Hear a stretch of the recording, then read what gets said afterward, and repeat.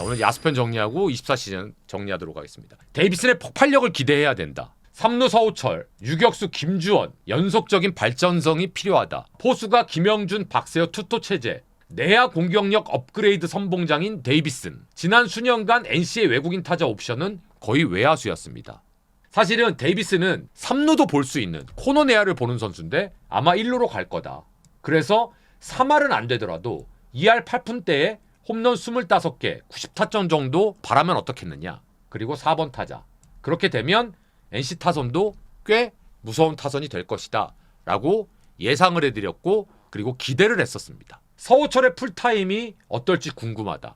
23시즌 포스트 시즌에 서우철 선수가 어마무시한 임팩트를 보여줬기 때문에 24시즌 이변이 없는 한 3루는 서우철 선수가 주인공이 될 것이다. 그래서 풀타임 첫 시즌이 궁금하다. 유격수인 김주원 선수의 폭발, 그리고 폭발 여부가 궁금하다. 포수가 정말 무서워졌다. 왜냐하면 23시즌에 박세혁 선수가 부상 복귀에도 불구하고 포스트 시즌 주전 자리는 김영준 선수 차례였습니다. 그래서 이 어린 친구가 에버리지는 좀 떨어지지만 포수로서의 가져야 될 기본기들이 워낙 잘 돼 있는 친구라 24시즌에도 김영준 주전에 박세혁 백업 체제로 진행돼도 전혀 문제가 없지 않겠어? 그래서 제가 24시즌에 야 이거 외부에서 영입한 FA 포수가 백업이 될 것 같다. 그리고 난 다음에 3할 2푼 쳐야 된다. 23시즌에 이 사람이 3할 1푼 6리밖에 못 쳤다. 그래서 전력 질주를 못하는 게 아쉽지만 부상만 없다면 알아서 최고의 퍼포먼스를 보여줄 것이다. 좌타자 대타 1순위는 오영수 아니겠느냐. 한때 1루수로서 주전으로 기회를 받았던 선수인데 이제는 데이비슨이 왔기 때문에 1루의 주전보다는 좌타 대타로 들어갈 가능성이 매우 높아졌다. 근데 1군에서 에버리지를 정말 기가 막히게 보여주던가 아니면 홈런을 뻥뻥 치던가 해야 되는데 애매하다. 근데 왼손에 오영수가 있다면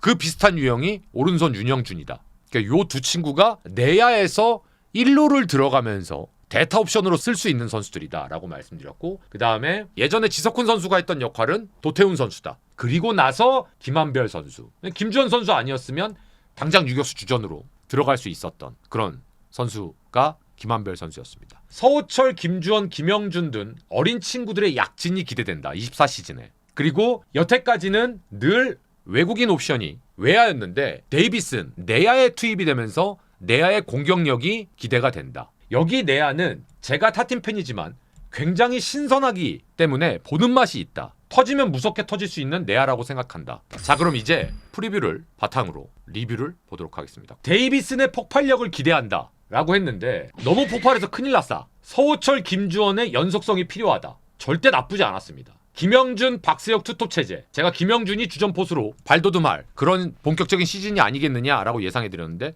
그렇게 됐죠. 자, 그러면 제가 내야의 선봉장, 공격의 선봉장이 될 데이비슨이라고 써드렸는데 제가 아까 2할 8푼대 그리고 홈런 25개 90타점 정도 2할 8푼대가 아니라 3할을 쳤고요. 131경기에 안타가 154개 2루타 25개 홈런을 46개를 때렸습니다. 그러면서 90타점 언저리 어쩌고 했는데 119타점을 기록을 했습니다. 이 친구 득점권 타율이 2사후 득점권 타율이 2할 9푼 6리입니다. 옵스가 무려 9할 8푼입니다. 아웃카운트랑 상관없는 득점권에서는 2할 5푼 5리입니다. 그러면 10개 구단 1루수 24시즌에 비교를 한번 해봤습니다. 1위가 LG, 2위가 NC, 3위가 롯데입니다. 대단하죠? 1위에 LG의 오스틴, 그리고 2위가 NC의 데이비슨, 그리고 3위가 나승엽이었다는 소식입니다. 그러면 23시즌에 과연 NC는 1루가 어땠는지 이걸 비교해봐야죠. 그래야 데이비슨의 위력 그리고 데이비슨의 역할이 어느 정도인지 피부적으로 느껴지시겠죠. 23시즌 7위입니다. 이거 뭐 천지 개벽 수준이죠. 자, 그러면 서우철 선수를 제가 두 번째로 꼽았잖아요. 과연 어느 정도였을지 보시겠습니다. 서우철 선수가 141경기에 출전해서요 2할 8푼 5리 홈런 10개를 기록했습니다. 이 서우철 선수는 우리가 흔히 말하는 스타 선수는 아니지만 저는 굉장히 좋은 선수라고 생각합니다. 일단 우투수한테 2할 8푼 3리죠 에버리지. 좌투수한테 2할 9푼입니다. 별로 큰 차이가 안 나요. 그 다음에 김주원의 폭발력을 기대했는데 김주원 선수는 에버리지가 2할 5푼입니다. 유격수가 에버리지가 2할 5푼이면 나쁘지 않은 겁니다. 조금 기대치보다는 낮은 게 맞아요. 근데 이 친구는 장타력을 보유하고 있잖아요. 그러니까 이 친구한테 바라는 건 아직은 엄청난 에버리지까지는 바라는 건 조금 무리인 것 같습니다. 근데 야가 안정감 있는 모습을 보이고 있기 때문에 차세대 국대 대표 유격수로 분명히 낙점이 된 겁니다. 박성환 선수와 함께. 그러면 김한별 선수를 잠깐 보시면 개막하고 나서 김한별 선수가 9번 타자 주전 유격수였습니다. 그러다가 부상당하면서 빠지게 됩니다. 5월달 이후에. 근데 이러면 결국은 자기 자리를 뺏기는 거예요. 이건 프로니까 어쩔 수 없습니다. 그러니까 처음에는 김주원이 주전이 아니었어요. 김한별이었습니다. 그리고 이 김한별 선수는 워낙 수비에서 인정을 받는 선수라 공격보다는 수비 안정을 위해서 강인권 감독이 밀었던 그런 선수였습니다. 그리고 기대했던 김영준 선수입니다. 에버리지가 2할이 안 됩니다. 그러면 이런 친구한테 주전 포수를 맡긴다 하면 여러분들은 어떠세요? 방망이가 기가 막힌 포수인데 투수 리드, 포수 기본기가 엉망이야. 아니면 가끔 한 방 있고 투수 리드, 수비 기본기 기가 막힌 두 번째 포수를 주전 쓸래? 그럼 저는 1초도 안 쉬고 후자로 쓸 겁니다. 그래서 저는 김영준이 가지고 있는 가치는 그냥 저는 진짜 저평가 우량주라고 생각해요. 야는 묻어둬야 된다. 그러면 박세혁은 어땠느냐? 저는 박세혁 선수가 오히려 타격이 쏠쏠하다. 요게 이제 24시즌 포수 출전 현황인데요. 김영준 선수가 116경기, 박세혁 선수가 71경기입니다. 많이 나갔어요, 박세혁 선수도. 그러면 박세혁 선수의 타격 성적은 어땠느냐? 264를 기록했습니다. 근데 선발로 나간 경기가 별로 없었죠. 그 다음에 박민우 선수에 대해서 3할 2푼은 쳐야 된다 그랬더니 알았어요. 3할 2푼 빨리 쳤습니다. 근데 놀라운 게 있습니다. 이제 박민우는 전력 질주를 못합니다. 그게 전 아쉽습니다. 라고 말씀드렸잖아요. 근데 도루가 32개예요. 근데 야는 워낙 센스가 있으니까 그냥 센스로 한 베이스씩을 더 가는 거예요. 저는 박민우는 리그에서 가장 완성형 타자 중에 한 명이라고 봅니다. 언제나 3할 2푼이 마지노선이다. 그 이하 타율은 절대 용납할 수 없다. 그 기준으로 본다면 3할 2푼 8리? 아니 그냥 뭐 평범하다. 도태훈 만능 백업 100경기 출전 23시즌 117경기 그래서 내야에 펑크가 날 때마다 혹은 대수비 대주자 딱 지석훈 선수의 예전 역할을 하는 겁니다. 이런 선수가 있는 팀과 없는 팀은 뎁스에서 분명히 차이가 난다. 도태훈 선수가 24시즌에 출전했던 포지션 현황입니다.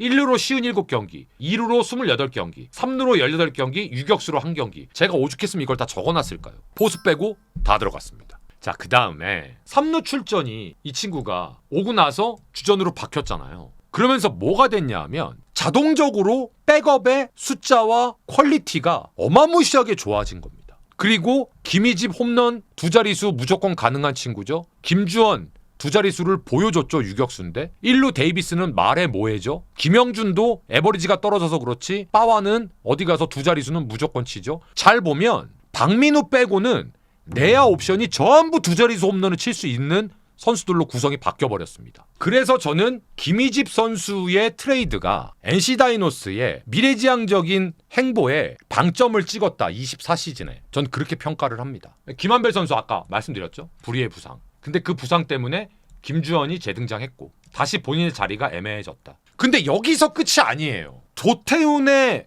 백업은 내야에 국한돼 있는데 지금 설명드릴 이 친구 최정원. 이 친구는 조금 결이 다릅니다. 굉장히 발빠르고 센스 있고 그리고 에버리지도 괜찮고 2루에 갖다 놔도 되고 3루에 갖다 놔도 되고 유격에 갖다 놔도 되고 외야에 아무데나 갖다 놔도 돼요. 결국은 기본적으로 얘는 야구를 잘하는 애예요. 근데 24시즌에 2할 8푼 1리를 기록했어요. 그 얼마 나오지 않았음에도 불구하고.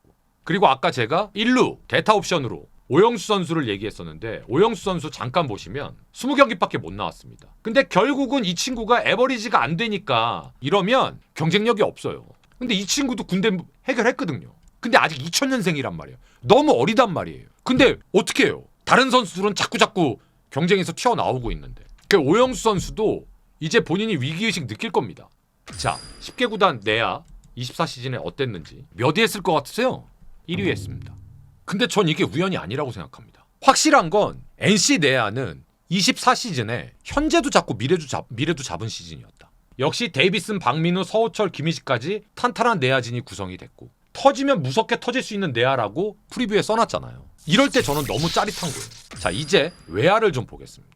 여전히 외야는 리그 최상급의 외야를 보유하고 있다. 그런데 권희동과 김성욱이 경쟁할 거다. 천재환, 한석현 역시 충분히 경쟁력이 있고 경쟁을 할 것이다. NC가 수년간 외야에 외국인 타자가 있었는데 이제 그 외국인 타자가 내야로 이동을 했다. 그래서 NC 외야는 국내 선수들로 경쟁을 해야 된다. 23시즌에 생각보다 손아섭 선수가 지명타자로 무지하게 많이 나왔습니다. 근데 그때는 외국인 타자가 외야수였기 때문에 이게 가능했잖아요. 근데 24시즌에는 다시 우익수로 거의 대부분 나올 거다. 결국 뻔하다. 손아섭 우익과 박건우 센터 그리고 남은 한 자리를 놓고 치열하게 경쟁이 될 거다. 그래서 권희동과 김성욱의 경쟁이 다시 시작됐다라고 말씀을 드리는 겁니다. 손아섭은 23시즌에 무려 지명타자로 83경기나 출전했습니다. 근데 올 시즌 다시 우익수 주전으로 가겠죠. 지난 시즌 손아섭이 폭발하면서 무서운 타선이 완성되었듯이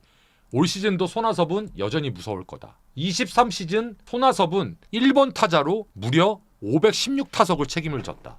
박건우. 23시즌에는 타점을 85개를 기록했다. 본인은 한 시즌 최다 타점 기록 경신했죠. 23시즌 2사후 득점권 타율이 2할 4리밖에 안 됐습니다. 그러니까 타점이 저거밖에 안 되죠. 권희동 선수의 가치가 다시 올라갈 거다. 23시즌 권희동 계약은 약간 마지못해서 한 분위기였다. 그런데 23시즌에 권희동 없었으면 큰일 날 뻔했다. 24시즌은 권희동이 있기 때문에 외국인 타자를 과감하게 내야로 뽑은 것 같은 분위기 아닐까? 권희동은 충분히 매력 있는 타자다. 적어도 아직까지는 NC의 좌익수 자리를 지키는데 큰 문제가 없을 거다. 24시즌 개막전 선발 좌익수도 아무래도 이 친구가 될 거다. 다음 돌고 돌아서 김성욱이다. KBO 리그에서 가장 불가사의한 두 친구. 빠른 발로 수비 못하는 고정욱. 그리고 김성욱이 타율이 2할 5푼 6푼밖에 안 된다는 거. 한석현은 절대 포기하면 안 됩니다. 야는 한 번만 꽃봉오리가 터지면 돼요. 그거 한 번 딱 터지면 끝없이 터질 친구입니다. 근데 야가 수비 베이스러닝 기본기가 안 돼요. 타격은 기가 막히는데 수비에서 가끔 뻘짓거리를 합니다. 발도 빠른 친구가.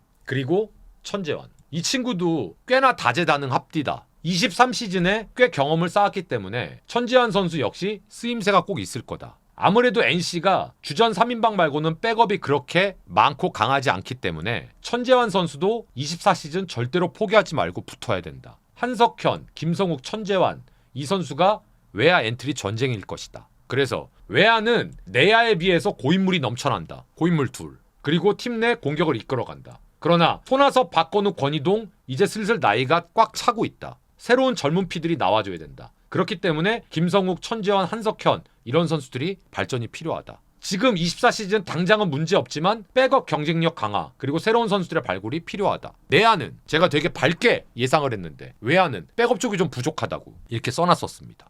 자 이제 리그 최상급의 외야를 보유했다. 근데 박건우, 손아섭이 부상 후 빠졌습니다. 그것도 비슷한 시기에. 그게 결정타였죠. 권희동, 김성욱의 경쟁. 권희동이 압승을 했다. 권희동부터 먼저 보겠습니다. 권희동 선수가 데뷔 처음으로 앞자리를 에버리지를 3으로 바꿨습니다. 권희동 선수의 기간별 모습을 보면 후반기에는 무려 에버리지가 3할 4푼 4리까지 올라갔습니다. 더욱 무서운 건 옵스가 1을 넘어갔어요. 살벌했습니다. 후반기에 권희동 선수가. 그러면 권희동 선수가 주로 몇 번 타선에 들어갔었는지 한번 보시면 놀랍게도 2번과 4번과 5번에 주로 배치가 됐습니다. 근데 심지어 4번에서 타율이 에버리지가 3할 2푼 6리예요.